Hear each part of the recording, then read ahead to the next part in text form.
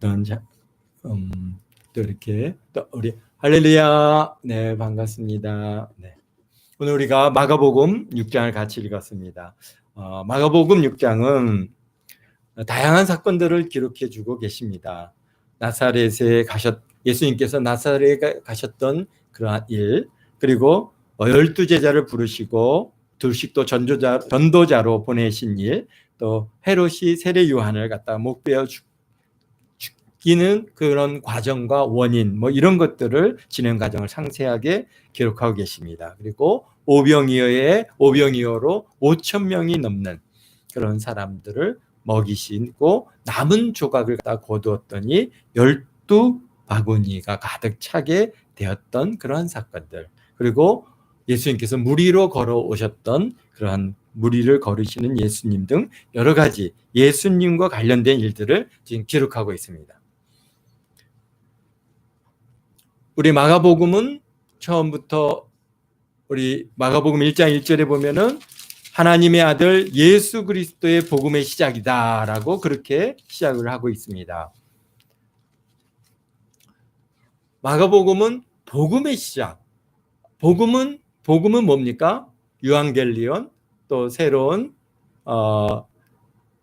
왕조의 시작, 또는 왕의 그러한 입성, 여러 가지 그러한 환영의 뜻이고 기쁜 소식이고 그게 복된 소식이라고 하는 그러한 의미들을 갖고 있고, 그것을 어떻게든지 이 복음의 시작인 그런 예수 그리스도를 갖다가 이제 증거하고 그것을 우리에게 알게 하고 그것을 들려주고 그것을 믿게 하기 위해서 우리 마가복음을 기록하시면서, 그 중에 하나 예수님, 복음으로 오신 예수님, 그분이 하나님의 아들이시고 그 예수 그리스도의 복음의 시작인 그 예수님께서 바로 섬기는 자로서 십자가에서 우리의 죄를 대속하시고 우리를 구원하시는 그런 섬기는 자로 오셨다고 하는 그러한 내용을 아주 밑바닥에 축하니 깔고 마가복음을 우리 마가를 통해서 하나님께서 이렇게 기록하게 하시셨습니다. 그래서 오늘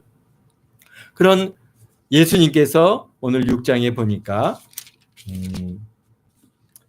첫 번째로 예수님께서 고향인 나사렛을 갖다가 방문하셨습니다. 그 나사렛이라고 하는 곳은 어땠습니까? 예수님께서 거의 30년을 갖다가 사셨고 거기서 몫으로 그의 가업을 갖다가 이어가면서 살았던 그런 곳이 나사렛입니다. 이번 그 성지순례를 다녀오면서 참 저에게 있어서 가장 큰 의미가 있었던 것은 물론 예루살렘을 다녀오진 못했기 때문에 좀 부족한 면이 있지만, 그러나 저희가 굉장히 궁금하고 성경을 읽으면서 정말 이게 어떻게 생겼을까 전혀 그렇게 그려지지 않던 곳이 바로 나사렛입니다. 물론 위성 사진이라든지 여러 사진들을 갖다가 보면은 대략적으로 이렇게는 생겼겠구나 생각을 하지만은, 그러나 그것은 현대적 도시의 모습이지 기본적으로 나사렛이 어떻게 생겼을지를 갖다가 참 알기가 어려웠습니다. 예루살렘의 경우에는 많은 사진들이 있고 또 많은 영상들이 있기 때문에 그저 안 가봐도 가본 것 같은 그런 느낌이 드는데요. 나사렛은 그런 것들이 좀 적었습니다. 그래서 나사렛이 보면은 아예 절벽에서부터 시작되어진 그러한 산동네라고 하는데, 도대체 이곳이 어떻게 생겼을까라고 그렇게 이제 궁금했는데요. 워낙에 사실 이번 성지순례는 나사렛이 그렇게 그 여정에 특별히 이렇게 지적되어 있지는 않았는데, 마침 가이드를 하시던 목사님이, 그분도 저랑 비슷한 생각이 있으셨던 것 같아요. 꼭 가봐야 된다고, 시간을 내서 꼭 가봐야 된다고 그렇게 해서 이제 약간의 여정을 바꿔가지고 나사렛에 있는 그 나사렛이 시작된 그러한 지형에부터 시작해갖고 나사렛의 그 이제 여러 이렇게 가나 혼인 잔치 집까지 이렇게 이제 쭉 그 지역을 돌아볼 수 있는 기회가 있었는데요. 물론 예수님의 어릴 적 마리아의 뭐 살았던 집 여러 가지 그런 지역엔 다 이제 뭐냐면은 로만 카톨릭이 다 거기에는 다 자리를 잡고 뭐 아주 그냥 기념 그 성당을 지어놔서 가보면은 그냥 건물이지 이 뭐 아무 느낌이 없습니다. 현대적인 건물이고 그냥 내가 건물 보러 왔나 이런 생각을 갖다가 많이 갖게 되는데요. 그런데 이제 나사렛은 그 지형을 갖다가 아주 유일하게 볼 수 있는 곳이었습니다. 그래서 가는데 이렇게 가까이 가는데 정말 저 앞에 나사렛의 그 높은 그런 그 동네가 이렇게 보입니다. 이제 밑은 평지이고 이제 뭐냐면은 갈릴리 쪽에서부터 시작해갖고 이제 차를 타고 쭉 가니 나사렛을 향해서 쭉 가는데요. 굉장히 평지인데 저 높은 곳에 그 마을이 있는 게 보여집니다. 그래가지고 이 차가 굉장히 이게 높은 고가도로를 달려가지고 굉장히 높은 그런 그 이렇게 뭐랄까 이렇게 좀 푹 패인 지역의 도로를 내서 좀 낮추어서 이렇게 이제 나사렛을 들어갈 수 있게 그렇게 되어 있는데요. 가서 보면 정말 이렇게 양쪽으로 깎아지른 듯한 그런 그 절벽들이 그대로 있습니다. 그래서 그곳을 가면서 이게 나사렛이 이런 곳이구나. 정말 와보고 싶었고 정말 보고 싶었던 곳입니다. 그래서 거기에 도착해서 어디를 갔냐면은 바로 오늘 이제 말씀하고 이어지는 예수님께서 마가복음에는 그렇게 기록되어 있지 않은데 이제 누가복음에 보면은 예수님을 갖다가 그 나사렛의 그 사람들이 예수님을 갖다가 절벽산으로 끌고 가서 나사렛이라고 하는 곳이 시작되는 절벽으로 끌고 가서 거기서 밀어서 죽이려고 했던 그 자리까지 가서 이렇게 보고 아래를 내려다 보니까 아찔합니다. 아찔하고 여기서 정말 밀어서 그 돌들이 아주 뭐 빼쩍빼쩍합니다. 이렇게 그냥 우리 이런 이렇게 넓다란 이런 돌멩이가 아니라 빼쩍빼쩍해서 그냥 떨어져 갖고 어디 머리 하나 받치면은 그냥 뭐 정말 뼈도 못 추릴 정도로 그렇게 참 그게 거친 곳인데 여기에서 그런 일이 있었겠구나라고 하는 생각을 하니까 얼마나 참 그곳에 서서 그곳을 이렇게 가볼 수 있었다는 것에 너무나 이게 감사한데요. 참 이게 언제든지 마가복음이나 누가복음을 특별히 이제 더 읽어보면은 읽을 때마다 어떻게 생겼을까라고 하는 것에 굉장히 많은 그런 관심이 가는 지역이었습니다. 그리고 이제 나사렛에 올라가서 거기에 이제 아주 오래된 회당 자리가 있습니다.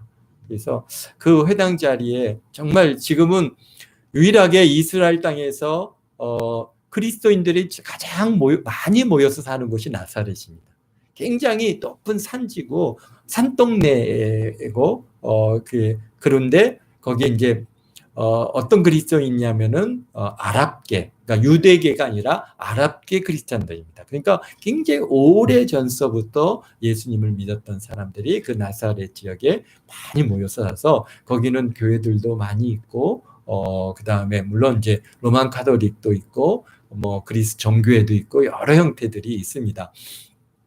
근데 회당 자리가 있어서 이제 거기를 갖다가 이제 들어가서 거기서 같이 찬양도 하고 예배를 드렸는데 거기서 이제 가서 가이드가 뭐 물론 예수님이 다니셨던 그런 회당인지는 명확하지 않지만 그러나 이게 굉장히 오래전서부터 있었던 그런 회당 자리이기 때문에 아마도 그러한 예수님께서 살아계셨을 때 아마도 여기에서 회당에 오시지 않았을까, 다니시던 그런 곳이 아니겠는가라고 왜냐하면 바로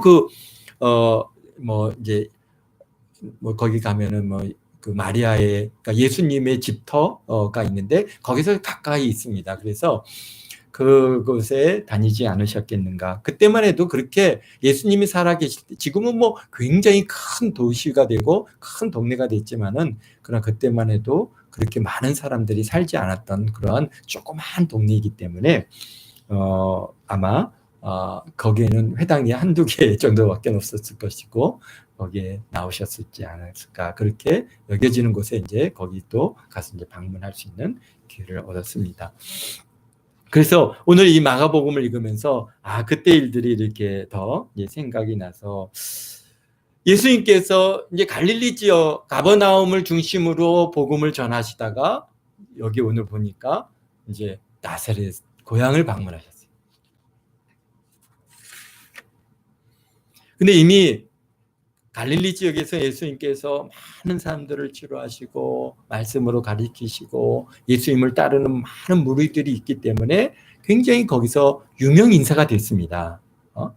그런 유명한 인사가 되고, 그리고 그 소식이 아마도 나사렛까지도 그렇게 먼 곳이 아니기 때문에 나사렛까지도 아마 전파가 되어서 그러한 고향 사람들도 뭐 예수가 그 갈릴리에서 유명해졌대. 거기서 아주 그냥 대단한 그러한 이적과 표적을 갖다가 행하고 사람들을 가르치는데 얼마나 참 은혜로운지 참 아주 대단한 그런 인물이 됐다라고 하는 아마 그런 소식을 그들이 이미 들었을 것입니다. 그런데 더욱이 예수님께서 나사렛에서 오시는데 혼자 오신 게 아니잖아요. 거기 보니까 제자들과 함께 오셨다고 그랬어요. 제자들 따라서 지금 예수님과 우리 1절에 보면은 예수께서 거기를 떠나서 고향으로 가시니 제자들도 따르니라 라고 해서 제자들과 함께 왔어요. 와서 얼마나 시간이 지났을지는 모르겠어요. 그런데 보니까 안식일이 됐어요. 그래서 이제 안식일이 되면은 회당에서 이제 가서 같이 모여서 예배를 드리는데, 그 예수님도 이제 안식일이니까 회당에 들어가서 이제 예배를 드려 가니까 거기서 회당은 이제 그 유대인 회당은 뭐 이렇게 교회와 좀 구조가 좀 다르긴 해요. 뭐 목사가 있고, 그리고 이렇게 이제 가르치는 게, 예배를 갖다가 인도하는 자가 특별히 딱 정해져 있는 것이 아니고 회당장이가 있어가지고 그날 이제 거기서 좀 그래도 사람들 뭐 성인들 중에 뭐 이렇게 아무나 택해서 이제 성경을 읽게 하고 또 그 다음에 그 말씀을 전할 수 있게 그렇게 이제 돌아가면서 그렇게 하는데요. 특별히 대략적으로 보면은 뭐 랍비라든지 아니면 뭐 또는 뭐 바리새인이라든지 그래도 많이 뭔가 성경을 공부하고 성경을 연구한 사람들을 이제 아무래도 이렇게 세우게 되고, 또 외지에서 또 어떤 랍비가 오면은 그 사람을 세워서 이제 이렇게 말씀을 듣고 말씀을 읽고 또 듣고 하는 그러한 구성으로 이제 회당이 이루어져 가고 있는데요. 예수님께서 오셨어요. 오래간만에 오셨죠. 그런데 이미 이제 갈릴리에서 유명 인사가 됐잖아요. 그러니까 와서 좀 말씀을 전해달라고 아마 회당장이가 예수님을 갖다가 이제 강단에 세운 것 같아요. 그러니까 예수님께서 이제 회당에서 가르치시니 많은 사람들이 듣고 놀라 이르되, 그렇습니다.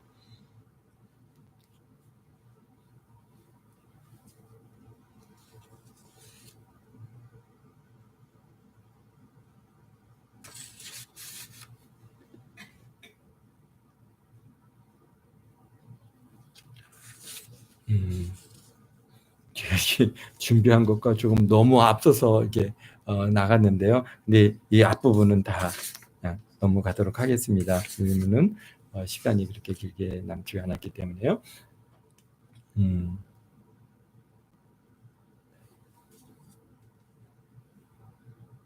근데 이 지금 고향 사람들이 예수님을 대하는 태도가 여기에 이제 잘 기록하고 있어요. 근데 자, 먼저 우리 누가복음을 갖다가 한번 좀 누가복음 4장을 여기 한번 찾아보도록 하죠.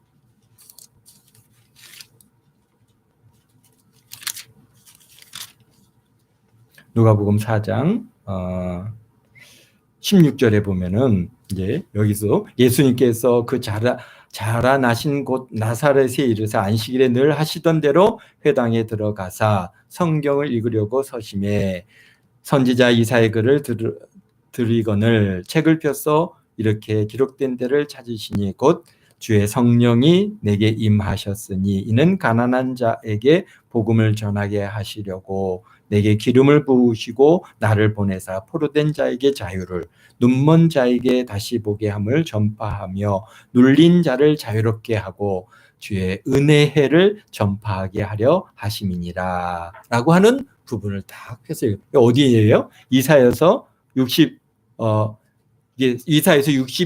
1절서부터 2절 말씀인데요. 그러니까 이 말씀을 갖다 딱 펴서 딱 읽으시고는, 그리고 책을 덮으시고 20절에 보면은, 그리고 그 맡은 자에게 딱 주시고, 이게 지금 회당에서 예배가 이루어지는 그러한 모습을 갖다가 여기서 다 이렇게 자세하게 기록하고 있어요. 눈으로 보는 것처럼 다 쓰니까 성경을 갖고 와서 예수님께서 이제 이사야서를 갖다가 지금같이 우리가 이게 책이 아니라 그는 양쪽으로 돌리는 이런 이제 원통으로 이루어진 그런 성경인데, 쭉 돌려서 이사야서 이제 61장 1절 말씀을 쭉, 그 주의 성령이 내게 임하셨으니 이는 가난한 자에게 복음을 하면서 은혜해를 전파하게 하려 하심이라 라고 하시는 이 말씀을 딱 읽고 하신 말씀이 뭐냐면요, 21절에 이 예수께서 그들에게 말씀하시되 이 글이 너희 귀에 응하였느니라 라고 말씀해요. 무슨 말씀입니까? 바로 이것은 메시아 그리스도께서 오셔서 그 이스라엘의 회복과, 그래서 정말로 여기에서 포로된 자에게, 눈먼 자에게, 또 가난한 자에게 그런 이게 자유케 하고 치료함을 받고, 이러한 그리스도의 주요 사역에 대해서 말씀하고 계시는데요. 바로 이 말씀이 너희 귀에 임했다라고 하시는 이 말씀, 곧 내가 그리스도 메시아로서 너희 이 말씀이 오늘 너희에게 성취되었다라고 하시는 이 말씀을 갖다가 선포한 겁니다. 그러니까 오늘 다시 마가복음으로 다시 들어와서요. 그리고는 예수님께서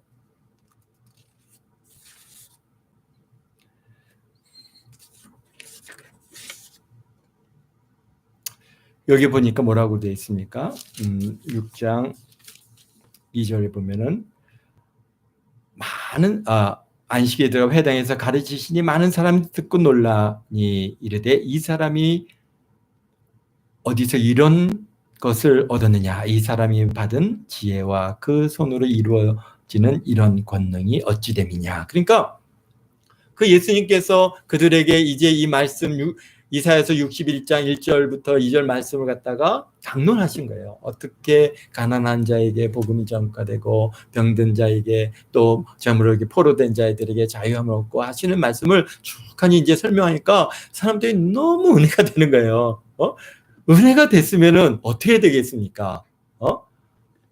하나님의 말씀, 더구나 이 이사야의 이 말씀은 바로 그리스도 메시아로 오실, 메시아가 임함으로써 이스라엘의 회복에 대해서 말씀하시는데, 너희들에게 그 말씀이 응하였다, 오늘 이제 회복의 역사가 일어났다, 메시아가 임했다라고 얘기를 했을 때 그것에 대해서 그 은혜로 받고 아멘 하고 예수님을 갖다가 믿어야 되는데, 그런데 여기서 뭐라고 하는 거예요? 이 지혜와 이 놀라운 일들이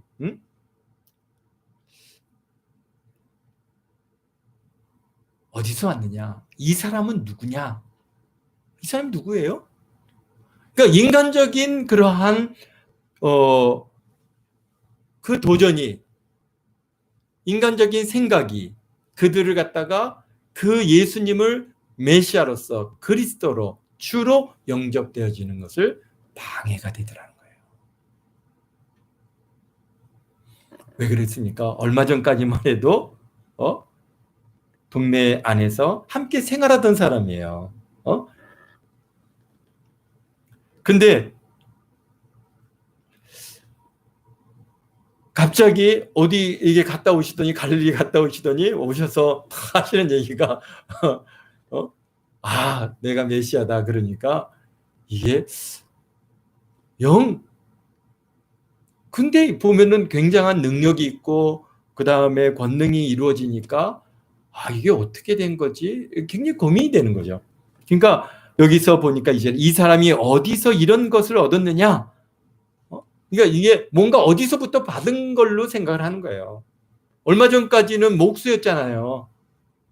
누구의 아들이고 누구의 형이고 누구의 오빠라는 것을 갖다가 이 뭡니까?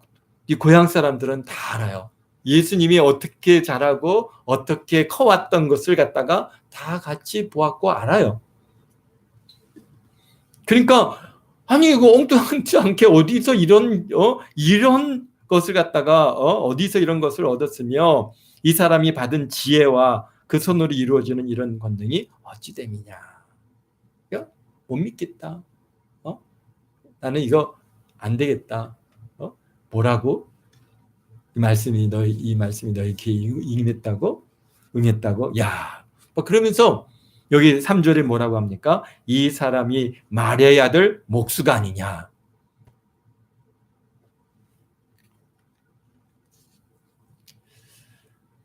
그렇습니다. 이 지혜라는 것이 지혜와 지식은 다릅니다. 그렇죠? 지식은 성경 바리새인이나 서기관들은 성경에 대한 지식이 있는 사람들이지만은 사실 예수님께서는 그 바리새인이 아니기 때문에 그런 바리새인의 교육을 받는다든지 서기관의 교육을 받은 사람이 아니거든요. 그러나 그분은 지혜가 있었다.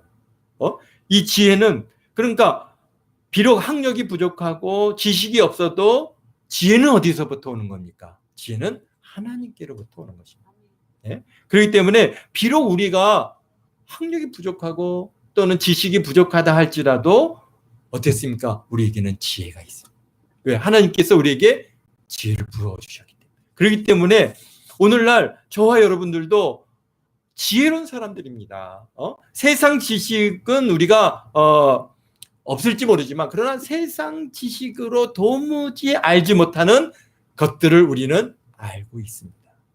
세상 사람들은 많은 과학자들과 많은 학자들이 이 세상이 어떻게 시작됐는지, 지구가 어떻게 시작됐는지, 이 우주가 어떻게 시작됐는지 그들은 많은 연구를 하고 굉장히 그걸 알아내려고 노력을 하지만은 우리는 이미 다 알고 있는 거 아니에요? 근데 우리가 그걸 어떻게 알았겠어요? 하나님께서 우리에게 지혜를 주셨고 말씀을 통해서 우리에게 그것을 갖다가 알게 되었습니다. 그런데 저 사람들도 그 세상의 사람들도 성경을 모르는 게 아니잖아요. 그런데 그들은 그것이 어떻게 돼요? 받아들여지지 않는 거예요.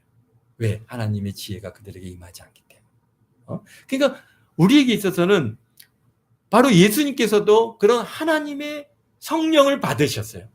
요단강에서 세례 요한을 갖다가 통해서 세례를 받으시고 물에서 올라오실 때 성령이 예수님의 머리에 임하셔서 이제 성령 충만하십니다. 그러니까 지혜와 명철이 그분에게 뛰어납니다. 그러니까 우리도 성령을 받고 하나님의 영을 우리가 모셔드린 다음에 우리에게 있어서는 굉장히 지난날 우리가 알지 못할 정도로 다르게 우리는 지혜로운 사람이 되어 있는 거예요. 세상이 어떻게 될 거를 다 알죠. 세상 사람들은 장래 어떻게 될까 두려워하고 무서워하고 떨고 근심하고 걱정하지만 저와 여러분들은 어떻습니까? 평안하잖아요. 세상이 어떻게 될 거를 갖다가 우리는 이미 다 알고 있어요. 지금은 어떤 시대인 것을 우리가 다 알고 있어요. 지금이 어떤 시대입니까? 세상 세상 지말이다. 그러죠? 말세의 마지막이다라고 하는 것을 우리가 지금 마지막 때를 살아가고 있다는 것을 알고 있습니다. 어떻게 알겠어요? 하나님께서 우리에게 지혜를 주셨으니까 하는 거죠. 성경을 갖다 읽어도 가려진 사람들은 아무리 읽어도 그것을 갖다가 지식적으로는 그런가 보다 하지만은 그것을 이해하거나 받아들이지 못합니다. 그러니까 염려하고 근심하고 걱정하지만 오늘 우리들은 다 자유롭습니다. 또 어떻습니까? 우리가 비록 예수님 다시 오실 그 날까지 우리가 살지 못한다 할지라도 우리는 죽어서 우리에게 분명히 뭐가 있어요? 천국이 영생이 우리에게 예비되어 있음을 우리가 알기 때문에 두려워하고 근심하고 걱정하지 않습니다. 그러나 세상 우리 하나님의 지혜가 없는 사람들은 어떻습니까? 그들은 염려하고 근심하고 두려워하고 그렇게 살아갑니다. 이게 바로 하나님께로부터 오는 지혜와 지혜가 없는 자의 차이인 것이죠. 그러니까 여기서 이 사람이 받은 지혜와 그러니까 그것도 받은 지혜라는 것을 알고 있는 거죠. 받은 지혜와 그 손으로 이루어지는 이 모든 권능이 어쩌면요. 그러면서 이 사람이 마리아의 아들 목수가 아니야.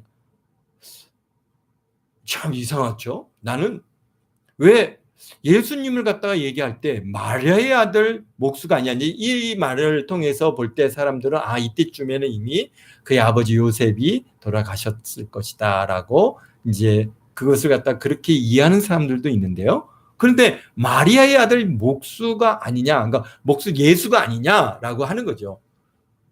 사실 이게 유대 사회에서 어머니 여성이라고 하는 것은 사람을 수를 셀 때도 그 수에 들어가지 않을 정도로 어떻게 그 사회로부터 인정받고 뭐 누구의 아들이다 이렇게 얘기가 되어질 수 없는 일인데 왜 마리아의 아들이 목수가 아니냐라고 했을까요?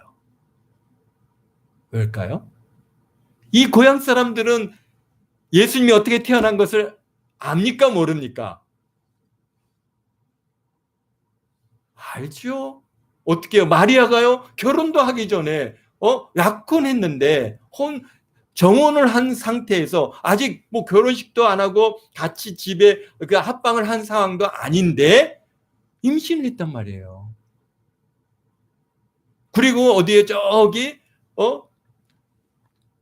친척 집에 갔다가 왔더니 거기서 한 6개월 있다 왔잖아요.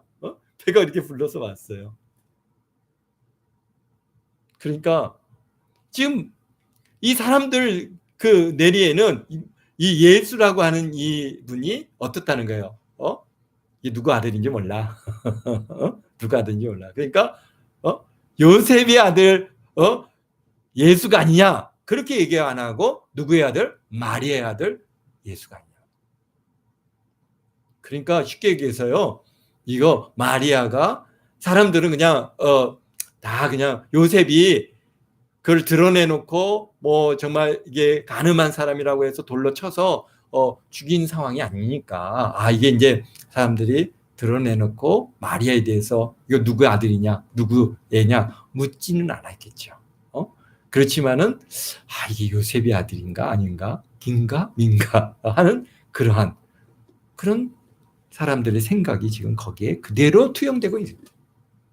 그러니까 아주 멸시하는 얘기입니다. 멸시하는 얘기예요. 너 요셉의 아들이 아닌 것 같은데 너 마리아의 아들이야?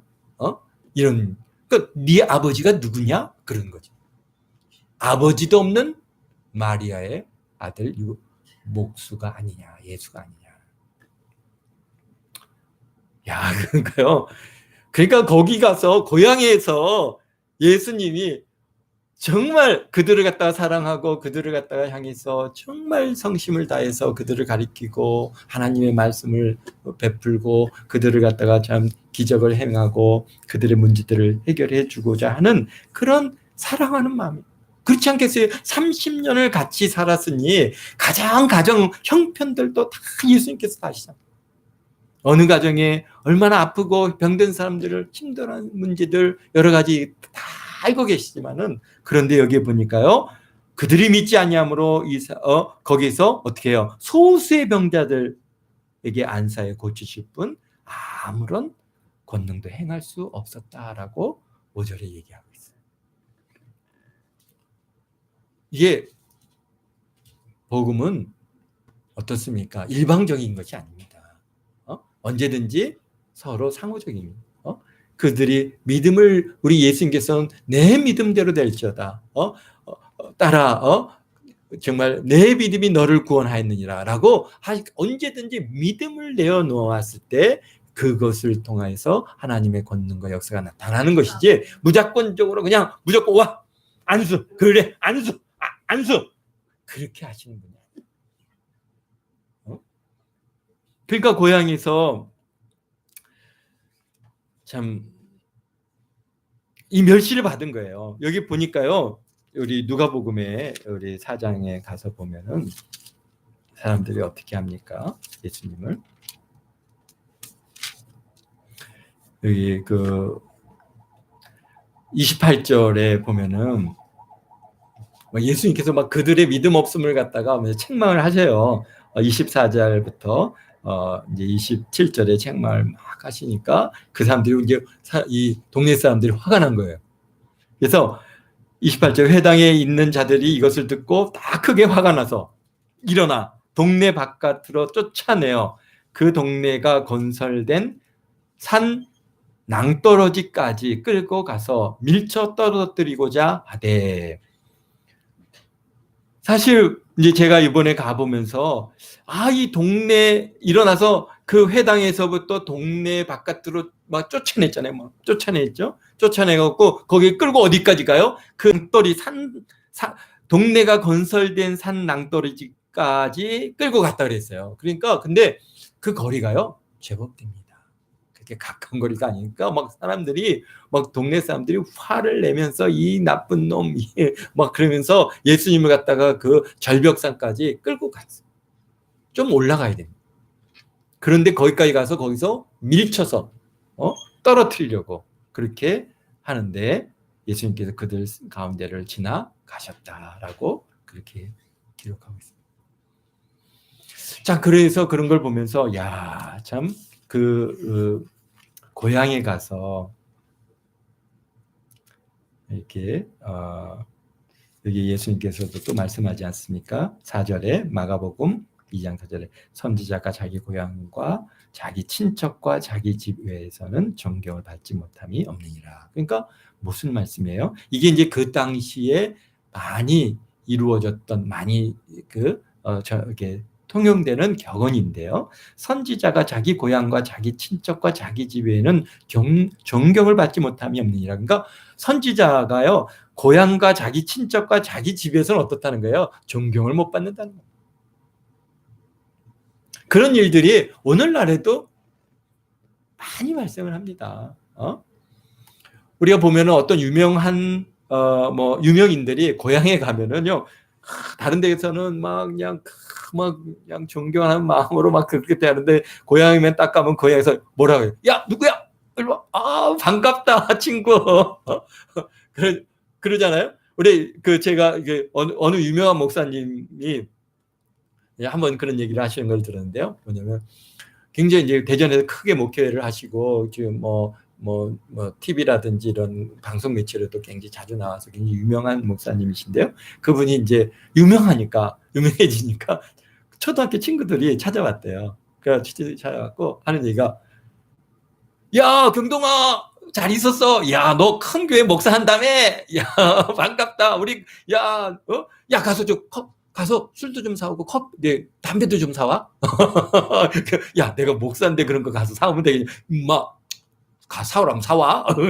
알았어 가서 사올게. 그래갖고 사다가 친구들한테 그렇게 술도 주고 담배도 사다 주고 그랬다고 하는 얘기를 갖다가 이제 하는데 그러니까 만나면 야 이놈아 저놈아 하고 지내는 거죠. 그러니까 다른데 그분이요 얼마나 유명한 목사입니까? 막 수만 명을 모아놓고 막 이제 부흥회를 하시고 사람들한테 얼마나 존경을 받는 그런 분인데 고향 친구들한테 가갖고 야 이놈 저놈밖에 안 되는 거예요.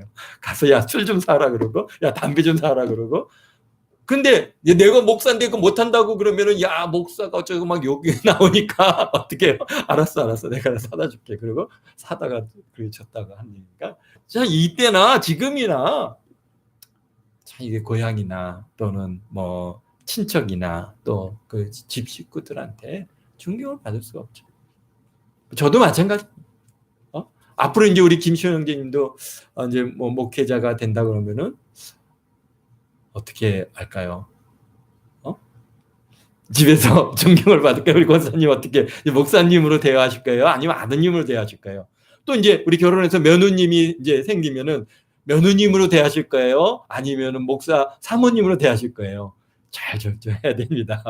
그래서 사실은 목사님으로서 사모님으로 대하는 게 영적으로는 굉장히 풍요롭고 그게 훨씬 더 하나님의 영적인 관계에서 물론 우리가 육적인 관계 어머니 아들의 관계이지만은 그러나 이제는 우리가 다 주 안에서 형제 자매고 영적인 관계는 목사와 그다음에 평신도로서 이렇게 목사님을 갖다가 잘 이렇게 존경하는 마음을 가지고 대하는 것이 우리가 영적으로 훨씬 더 유익합니다.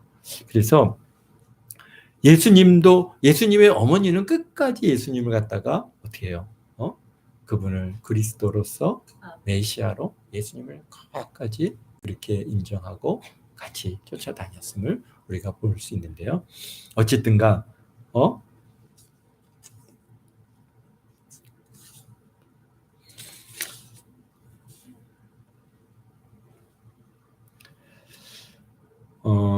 여기 보니까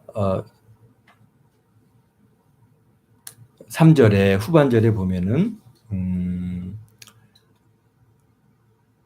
예수를 배척한지라 그랬습니다. 이 배척한다는 것은 스캔달리조라고 하는 그러한 그 히브리어 헬라어인데요. 스캔달리조. 그러니까 이게 무슨 뜻이냐면 걸려 넘어지다는 그런 뜻이 있습니다. 그러니까 그들이요, 예수님, 나사렛 사람들이, 예수님의 고향 사람들이 그들이 갖고 있는 예수님에 대한 선입견에 걸려 넘어지고, 그래서 예수님을 배척합니다. 예수님께서는 얼마나 고향 사람들에 대한 사랑의 마음이 계셨겠습니까?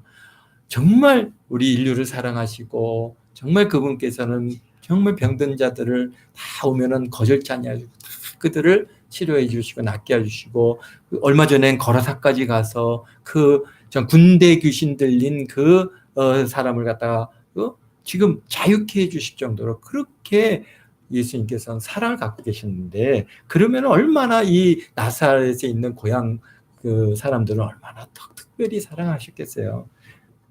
그러나 고향 사람들이 자신들의 편견과 선입견에 걸려가지고 예수님을 믿으러 들지 않기 때문에, 그러나 그래서 그분은 얼마나 안타까우셨을까. 그래서 거기서 아무런 권능을 행하지 못한 것은 그들이 믿지 아니하니까. 믿지 아니하는데 무슨 일을 행할 수 있겠습니까?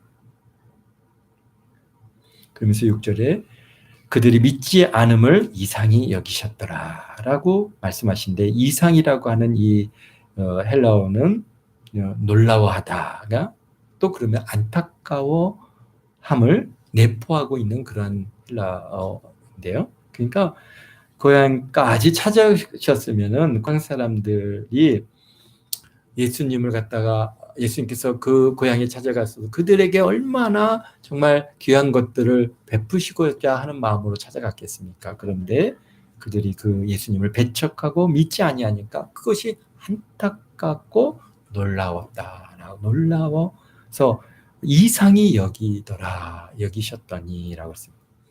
만약 고향 사람들이 예수님을 환영하고 그분을 믿고 따랐다면 얼마나 그들에게 좋은 것들을 넘치도록 채워주셨을 것이고, 아마 가정을 다 찾아다니시면서 축복해 주시고 병자를 갖다 고쳐주시고, 참 그들에게 정말 넘치는 그런 기쁨, 감사의 시간들을 그들에게 허락하셨을 텐데, 그런데 믿지 아니하니까, 배척하니까, 그러니까 그들에게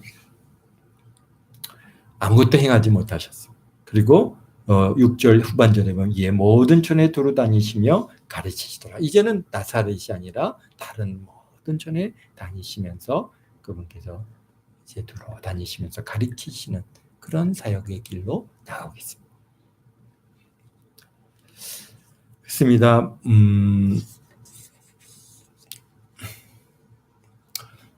오늘날에도 그 이후에 보면은 이제 12제자를 부르시고, 그리고 그들을 갖다가 이제 둘씩 파송을 합니다. 12제자, 이 사람들은 어떤 사람들입니까? 어부이고 또는 세리이고, 사실 그 사회로부터 그렇게 인정받는 사람들이 아니에요. 그런데 예수님께서는 그들을 갖다가 제자를 부르셨어요. 그리고 그들을 믿어주시고 그들에게 권능을 주시고 더러운 귀신을 제어하는 권능을 주시고 그 둘씩 내보내요. 그러니까 그들이 그 예수님이 자기들을 제자로 부르셨고 자기들에게 참 이런 믿음을 주시니까 가갖고 열정적으로 복음을 전하는.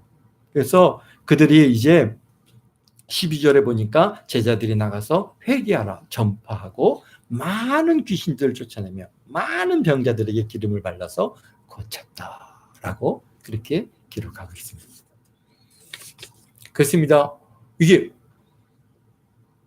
오늘날 우리들도 예수님께서 우리를 믿어주시고 성령 주시고 권능 주시고 하나님의 자녀의 권세를 우리에게 주셨습니다. 그분께서는요 정말 우리는 벌레만도 못한 자고 참 하나님 앞에 정말 우리가 내어놓을 게 아무것도 없는 그런 우리들인데 예수님께서 우리를 하나님의 자녀로 부르시고 그리고 우리를 믿으시고 우리에게 뭔가 성령도 주시고 권능도 주시고 권세도 우리에게 주시고 그러니 우리가 힘을 얻으시고 하나님의 자녀된 기쁨 가지고 자신감을 가지고 열심히 복음을 전하고 예수님을 전하며 살아가는 저와 여러분 모두가 되시기를 주의 이름으로 축원드립니다. 아멘. 기도하겠습니다. 사랑하는 예수님 감사합니다. 우리 예수님께서 고향 나사렛을 방문했을 때 그들이 예수님을 배척하고 믿지 아니하므로 아무것도 참 행하지 못하셨지만 그러나 예수님의 제자들은 비록 아버지 하나님이여 사회로부터 멸시를 받고 무시를 당하는 그런 배움 없는 그런 저희들 같은 사람들인데 우리 예수님께서 그들을 제자로 부르시고 좀 그들에게 믿음을 주시고 그 믿고 그들을 내어보내니 그들이 아버지 하나님 참으로 놀라운 일들을 행하는 이 은혜를 우리가 봤습니다. 오늘날에도 참 우리가 예수님을 믿게 되어졌다고 하는 이 사실이 얼마나 놀라운 은혜인지 모릅니다. 참 우리가 예수님을 만난 지도 직접 그분의 음성을 들어보지도 그분을 만져보지도 못했지만은 그러나 참 전도자를 통해서 예수님의 제자들을 통해서 전도되어지고 그 전도를 받은 사람들이 또 전하고 또 전해 오늘 우리에게까지 전해져서 참 우리가 그 전도를 받고 예수님 믿었다고 하는 이 사실이 얼마나 기적적이고 놀라운 일인지 모릅니다.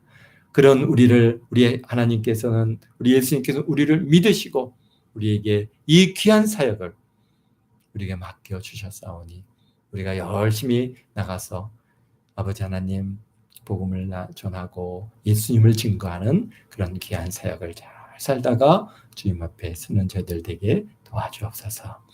이제 아버지 하나님 며칠 내일 모레면은 또 이렇게 대한민국의 큰 명절 아버지의 설입니다. 설날에 또 가족들이 모이고 또 그곳에 하나님 앞에 예배가 있어질 때 참으로 하나님께서 그곳에 함께 해주시고 주의 성령을 물붓듯 부어주셔서 참으로 은혜의 자루가 되게 하시고 또 아버지 기쁨의 시간들이 되게 하시고 참 우리들의 삶을 통해서 우리들의 참으로 모든 것들을 통해서 예수님을 드러내 보여 저들이 다 예수님께로 돌아올 수 있는 은혜가 있게 도와주시옵소서. 우리가 부족하고 연약해서 참 예수님을 바로 전하지 못할 때가 많이 있습니다. 주님 우리의 연약함과 부족함을 용서하시고 아버지 하나님 우리 동안교회 성도들을 통해서 또 그 하나님께서 믿고 파송하시는 이 일들 같이 오늘도 끝까지 우리를 아버지 믿으시고 우리와 함께 하시고 우리를 동행해 주시는 그 은혜에 감사합니다. 아버지 하나님 주일날 모일 때까지 또 우리 하나님께서 우리 동학교 성도들에게 한량 은혜를 주시고 성령을 기름 부어 주옵소서. 가는 곳마다 은혜의 장소가 있게 하시고 가는 곳마다 위로가 넘치는 그런 은혜가 있게 도와주심을 감사하며 예수님의 이름으로 기도합나이다. 아멘. 하늘에 계신 우리 아버지여 이름이 거룩히 여김을 받으시오며 나라의 마옵시며 뜻이 하늘에서 이룬 것 같이 땅에서도 이루어지이다. 오늘날 우리에게 일용할 양식을 주옵시고 우리가 우리에게 죄 지은 자를 사해 준 것 같이 우리 죄를 사해 주옵시고 우리를 시험에 들게 하지 마옵시고 다만 하게 썩고 앞서서 내 나라와 권